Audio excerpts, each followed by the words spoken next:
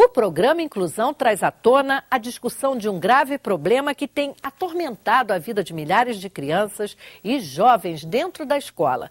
Trata-se do bullying, uma forma de agressão contínua que ameaça a integridade física e emocional das vítimas. Especialistas e educadores chamam a atenção dos pais para que observem e levem a sério as mudanças de comportamento do filho, principalmente se ele demonstrar medo de ir para o colégio. Bullying, violência na escola. Este é o tema do programa Inclusão, que começa agora.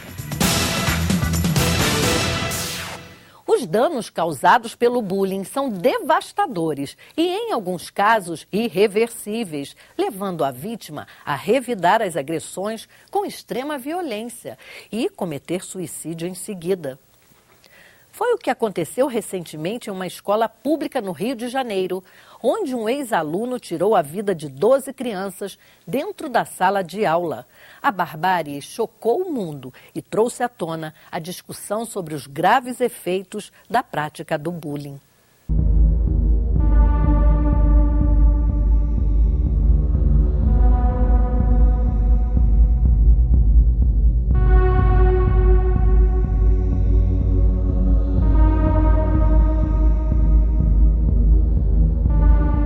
Estas cenas que causaram dor, perplexidade, revolta e deixou em estado de choque milhões de pessoas de várias partes do mundo não são registros de países acostumados a viver o sangrento clima de guerra. Elas foram feitas no Brasil. São imagens da barbárie que tirou a vida de 12 crianças dentro de uma escola pública do Rio de Janeiro. O assassino, Wellington Menezes de Oliveira, um jovem de 24 anos, ex-aluno do mesmo colégio, que dias antes da tragédia gravou um depoimento onde tenta justificar a matança.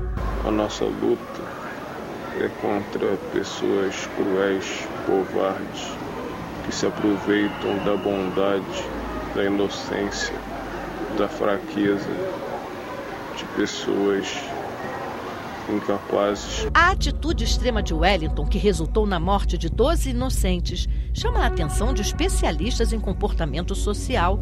Para a coordenadora do Sistema Nacional de Promoção dos Direitos da Criança e do Adolescente, Thelma Oliveira, a justificativa usada pelo atirador não deve ser analisada apenas como a de um sujeito vítima de bullying.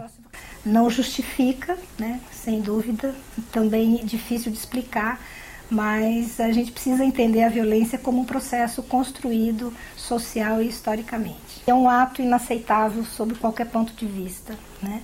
Pessoas inocentes que não tinham nada a ver com as suas vivências, né, acabaram perdendo a vida para quê? Né? Por quê?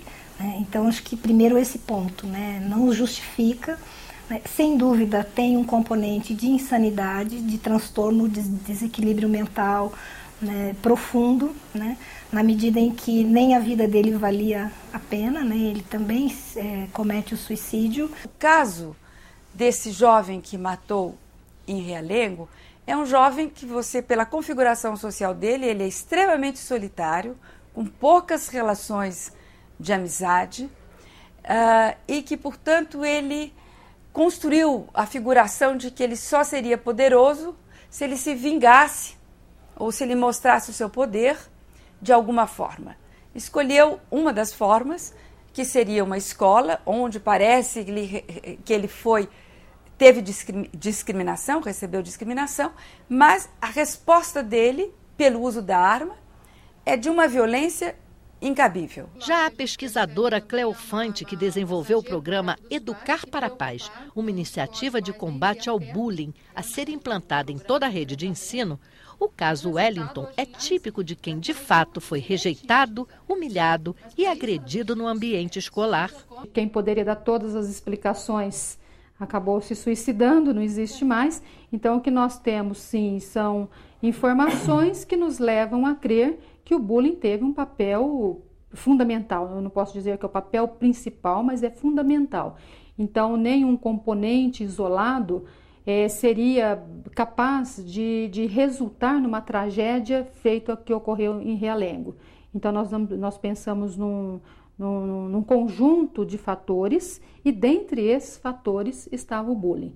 Tanto é que nas cartas deixadas pelo jovem, fica muito claro o papel do bullying, a importância do bullying, as consequências do bullying nas suas atitudes translocadas. Uma experiência com camundongos feita na Universidade Rockefeller, nos Estados Unidos, confirma que a violência não só provoca mudanças de comportamento, como também altera a química cerebral da vítima. A pesquisa mostra que o estresse causado pela violência na escola afeta principalmente as áreas relacionadas à ansiedade e à socialização. A vítima de bullying, o alvo de bullying, tem como perfil a introspecção, a baixa autoestima, a baixa resistência à frustração, a dificuldade de fazer amigos, de se colocar, isto é, de se defender. Quem é vítima de bullying é o gordo, o feio, o tímido, o homossexual, né? São aquelas pessoas de comportamento diferente do dito normal, né? E aí, junto com isso, é essa atitude de intolerância àquele que é diferente, como se isso desumanizasse ou tornasse aquela pessoa menos humana que a outra, né? E sempre essa relação de abuso de poder. A criança afetada pelo bullying tem um rebaixamento na autoestima, e isso fará com que a criança perca o entusiasmo pela escola, pelo estudo de uma forma geral, tenha dificuldade de aprendizagem, a tendência ou é a criança faltar constantemente às aulas para fugir do problema, ou evadir da escola, ou a reprovação. A pessoa que é vítima, ela fica com uma ideia de que ela também, de alguma forma, tem culpa, né? Por que será que ela é diferente? Ou por que ela não emagrece? Ou, enfim, por que ela não se sente mais confiante e assim por diante? Isso faz com que ela se coloque numa posição de subalterna, de indefesa, vulnerável, né? E é justamente essa atitude que faz com que aquele abusador, né, do poder exerça, então, essa força sobre o outro. O bullying é uma forma de violência gratuita, cruel, onde os mais fortes convertem os mais fracos em objetos de prazer e diversão. É caracterizado pela violência repetitiva contra a mesma vítima, num período prolongado de tempo, onde há o desequilíbrio de poder ou de forças entre os participantes, onde não tem motivo evidente para que os ataques ocorram. Eu acho que o bullying precisa mesmo ser olhado não só como aquela violência do outro, né? Porque um assassinato, né, um episódio como esse, muitas vezes ele é percebido como essa é uma violência do outro mundo, é de outras pessoas, não é da nossa. E o bullying é o contrário, né? Se formos refletir, todas as pessoas têm alguma história em relação a isso, têm alguma forma de superação em relação a isso, e por isso ela é tão importante no rol das violências, né? O massacre na escola de Realengo trouxe à tona a discussão de um problema com raízes profundas na história da humanidade e que põe em questionamento o papel de 3 núcleos sociais fundamentais na formação do indivíduo: a família, a escola e o Estado.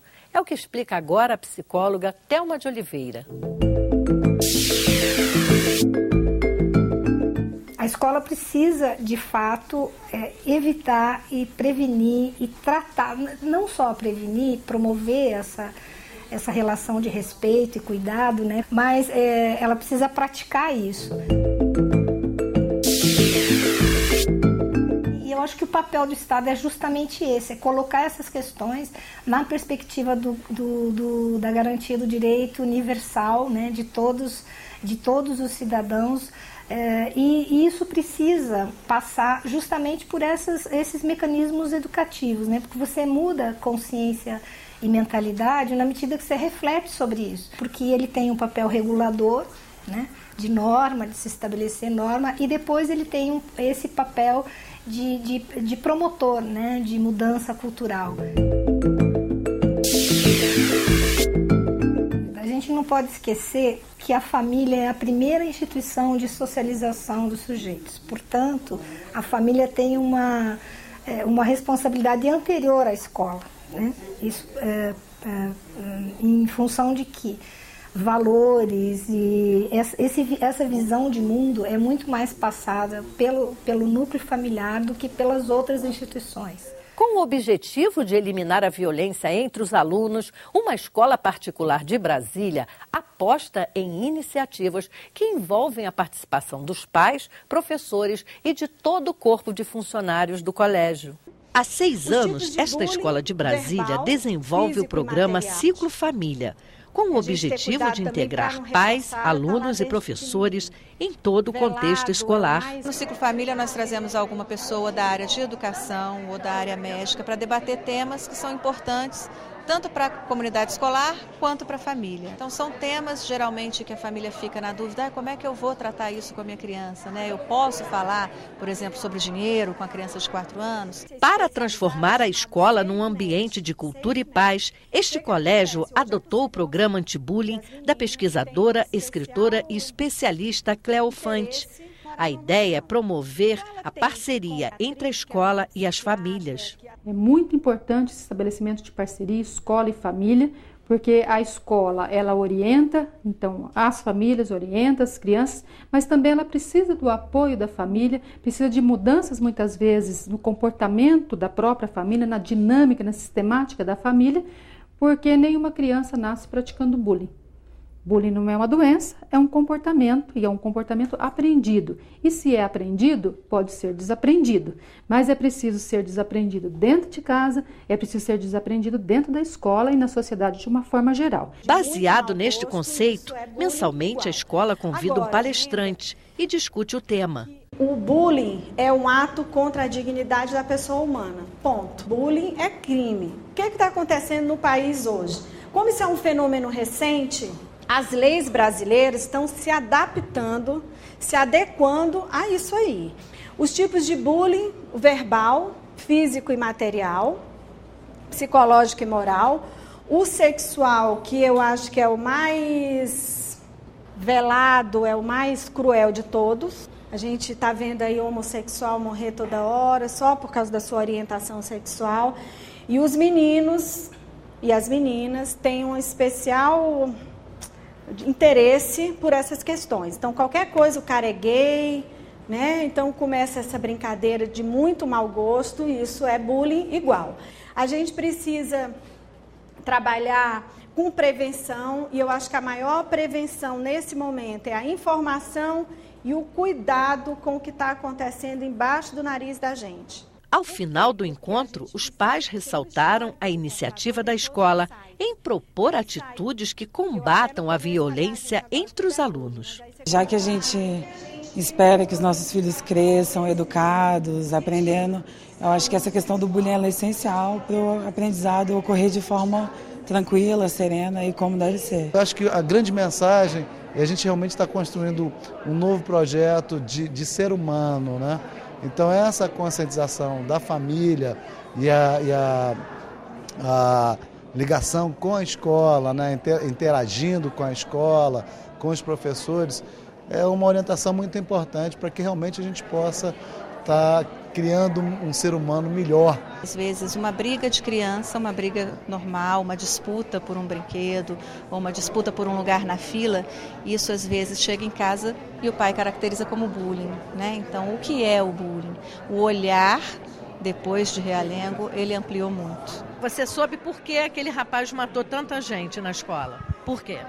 Porque ele sofria muito bullying na escola e esse ódio foi se acumulando e ele descontou nas outras pessoas inocentes.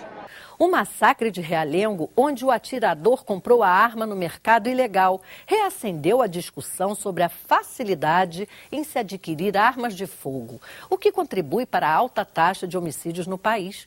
O mapa da violência de 2010 revela que a quantidade de jovens assassinados é maior que o dobro da média nacional de assassinatos no país. A Organização Mundial de Saúde classifica a situação como uma epidemia de violência.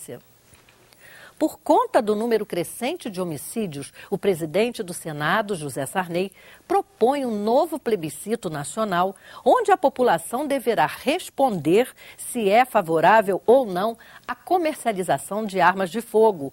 Segundo o senador, a resposta da população permitirá modificações no Estatuto do Desarmamento, que estabelece regras para a aquisição e o porte de armas. Uma vez mais, nós lutamos para a proibição de venda de armas no Brasil. Quer dizer, tolerância zero em relação a armas.